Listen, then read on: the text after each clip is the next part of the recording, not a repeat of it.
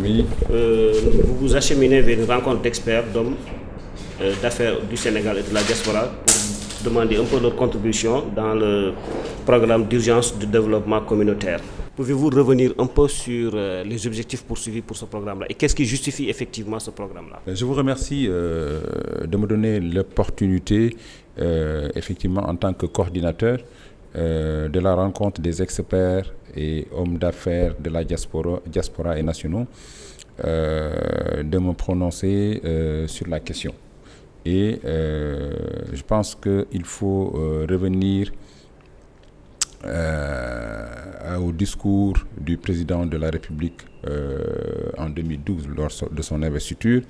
Il faut aussi revenir au 10 février 2015 lors du Conseil des ministres de ce jour où dans les deux dates précitées, le président de la République a instruit son gouvernement d'associer la diaspora à la réalisation des chantiers du PSE et du PUDC.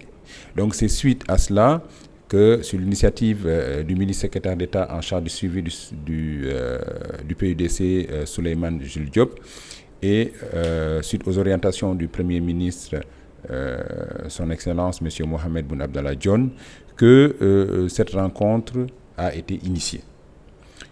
Cette rencontre va se tenir le 6 juin à Dakar et l'objectif est de réunir pendant une journée près de 250 hommes d'affaires et experts de la diaspora, mais aussi nationaux, qui vont réfléchir pour apporter leur contribution en termes de projet, en termes d'expertise à la réalisation des grands chantiers de l'État du Sénégal.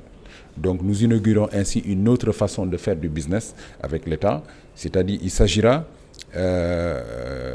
d'apporter des contributions significatives.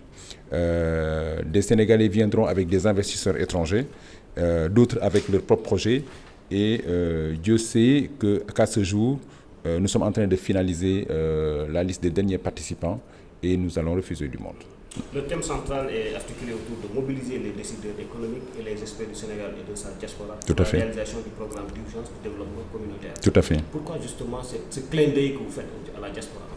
Vous savez que la diaspora a toujours, la diaspora sénégalaise a toujours été présente aux côtés des populations. Ils sont apporteurs de près de 850 milliards qu'ils rapatrient au pays, passez-moi l'expression, presque chaque année. La diaspora a été toujours présente et, il faut le dire, avant 2012, s'est illustrée pour être aux côtés des populations et accompagner leur épanouissement et leur développement. Si vous allez dans la vallée du fleuve Sénégal, dans le Bakel, en pays Saraxolé et en pays Toucouleur, vous vous rendrez compte que beaucoup d'infrastructures ont été le fait des immigrés de la diaspora qui construisent les écoles, les lycées et même des hôpitaux et qui apportent aussi, qui accompagnent aussi le développement de l'agriculture dans ces zones. Donc ils ont toujours été présents. Et en 2012, quand le président de la République, son Excellence Macky Sall, accédait à la magistrature suprême, rappelez-vous, il s'était donné comme sacerdoce, en tout cas, de remagnifier les actions salutaires de cette diaspora-là auprès des populations sénégalaises et de les associer désormais à la marche du pays pour un Sénégal émergent. Alors, d'ailleurs, faut-il le rappeler, lors du référendum, une campagne a été faite autour de 15 points pour faire accepter aux Sénégalais, en tout cas, les nouvelles réformes qui vont accompagner l'émergence de ce pays. Et un des points phares a été la participation de la diaspora au niveau de l'Assemblée nationale. Donc, la représentativité, c'est encore une fois une autre façon. Voilà, la mise en place de la 15e région. Donc, c'est encore une fois une façon de les magnifier et de les associer, en tout cas, à la marche du pays. Voilà.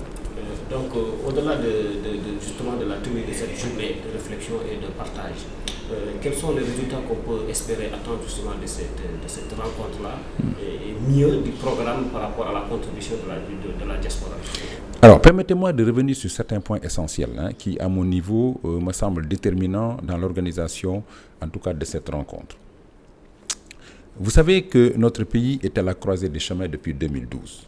D'abord, faut-il encore le rappeler, le Sénégal vient d'élire un de ses illustres fils à la magistrature suprême, avec comme marque de fabrique, en tout cas, un nationalisme mérite Sénégal. Alors, ceci est important. Aujourd'hui, nous allons rejoindre le cercle très restreint des pays producteurs de pétrole à partir de 2019-2020 avec les découvertes qui sont assez significatives. Le plan Sénégal émergent, qui a été l'œuvre du président de la République, inspiré en tout cas de certaines pratiques, a 27 points phares sur lesquels le pays doit s'appuyer pour pouvoir accéder à son développement, à son émergence. Alors, tout cela a été un ensemble de prétextes pour d'abord organiser cette rencontre, mais a fini de convaincre tous les gens qui vont venir participer en se disant qu'ils ne veulent pas rater ce train, qu'ils veulent être de la marche, qu'ils veulent accompagner le président de la République à travers ces différents chantiers. C'est pourquoi d'ailleurs le ministre secrétaire d'État Souleymane Jules Diop nous a instruit le comité de pilotage dont j'ai la charge de la coordination avec l'ambassadeur itinérant Alioune Ndao Fall, qui en est le président institutionnel, nous a instruit de tout faire pour en tout cas associer le maximum de personnes possibles bénéficiant d'une expertise dans les domaines du développement ou alors d'hommes d'affaires qui ont pour sacerdoce le développement de ce pays. Vous savez, ils sont nombreux à se plaindre en disant nous voulons venir investir. Nous avons beaucoup d'argent, nous avons beaucoup d'idées, nous avons beaucoup de projets. Mais souvent, nous nous heurtons à deux choses essentielles. D'abord, à des lourdeurs administratives, des lourdeurs administratives, ou alors, sur le plan du suivi, il y a un problème. C'est pourquoi, sans aucune autre forme de prétention, cette rencontre s'inscrit aussi dans la dynamique de réhabilitation de ces deux facteurs. C'est-à-dire, tant au niveau de l'organisation, nous tenons à réussir, l'organisation en associant le maximum de personnes d'expertise, mais aussi en termes de suivi, nous tenons à réfléchir après sur les recommandations à venir, sur des points qui peuvent permettre en tout cas un suivi permanent jusqu'à la prochaine rencontre, pour être sûr qu'en termes d'évaluation, nous pouvons dire que nous sommes arrivés à atteindre les objectifs et les résultats attendus. Et la mise en œuvre, ça se fera comment? Alors aujourd'hui, il y a un comité de pilotage qui a été mis en œuvre, comme je vous ai dit, qui a été mis sur pied, présidé par l'ambassadeur Alioune Ndao Fall, qui en est le président institutionnel, et moi-même qui en est le coordinateur. Nous avons un point focal diaspora, Madame Soumaré Souba, permanente de l'APR, et les conseillers techniques du ministre secrétaire d'État Souleymane Jules Diop font aussi partie du comité de pilotage. Ce comité de pilotage travaille depuis en tout cas un peu plus de 6 mois à d'abord définir des thèmes de référence et à définir en tout cas les contours futurs de l'organisation qui va être mise en place. La liste des participants, leur détermination, leur profil, qui vient, qui représente quoi, qui pèse quoi, parce que ça aussi c'est un problème. Souvent nous recevons beaucoup de gens qui nous disent oui, nous pouvons vous apporter énormément d'investisseurs, mais derrière quand nous avons fait les enquêtes de moralité entre guillemets, nous nous rendons compte qu'en réalité c'était pas grand chose.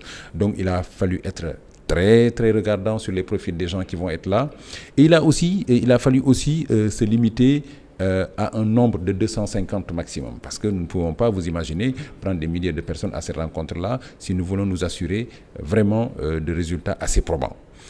In fine, ce comité d'organisation a sa mission, en tout cas se termine théoriquement au lendemain du 6 juin, c'est-à-dire le 7, quand nous reviendrons de la visite du pôle urbain de Diamniadio qui est prévu dans le programme. Mais après, bien évidemment, il y aura une autre mission de suivi qui peut être mise en place suite effectivement aux orientations éventuelles du Premier ministre, à qui nous soumettrons en tout cas l'ensemble de nos travaux et éventuellement aussi au président de la République. Une dernière question qui touche plutôt globalement le PUDC dans sa généralité. On a commencé, son exécutif, vous avez commencé déjà à dérouler le programme comme vous l'avez indiqué tout à l'heure. Aujourd'hui, si vous aviez un bilan à proposer et s'il y avait un impact réel, quel serait-il en fait? Alors, permettez-moi de ne pas être assez prétentieux pour faire un bilan du PUDC, de l'état d'avancement, parce que, bon, je pense qu'à mon niveau, il y a des personnes beaucoup plus habilitées à répondre à cette question-là. Mais par ailleurs, nous pouvons faire un constat de manière générale.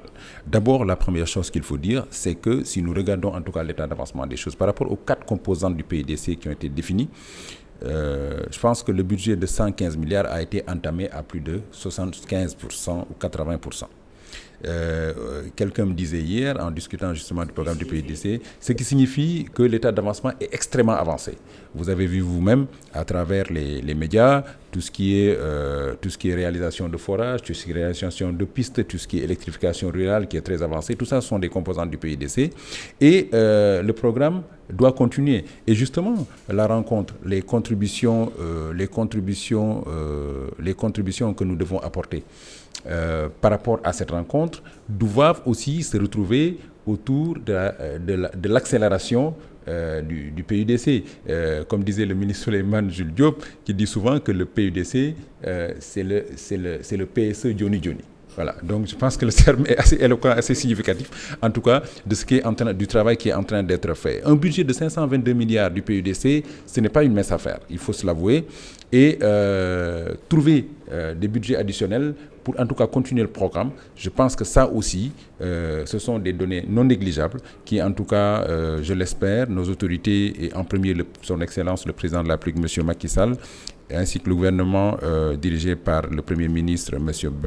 Mohamed Boun Abdallah Dionne, sauront en tout cas donner les orientations idoines pour que, enfin, que nous puissions inscrire le Sénégal dans l'émergence. Et là, je vous dis, c'est l'expert qui parle, c'est l'expert pétrolier qui parle, qui a été modestement